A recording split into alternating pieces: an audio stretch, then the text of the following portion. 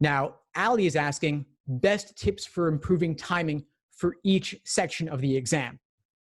So obviously I could talk for endlessly about this. I'll try to keep it brief and just give a brief overview of some timing advice for each section.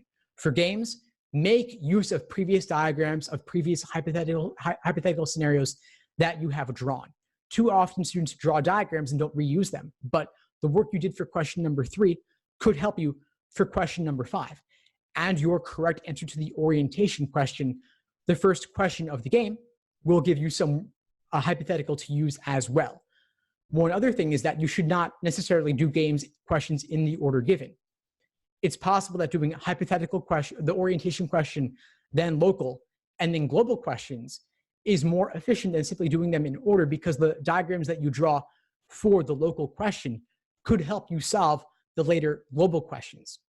For logical reasoning, the questions are presented in a general order of difficulty, not a perfect order, but a general order, meaning that you should work through the easier questions, the earlier questions, more quickly than the harder questions that come later. So you might want to do the first 10 questions in 10 to 12 minutes, building up a time bank to apply to the tough questions that come later.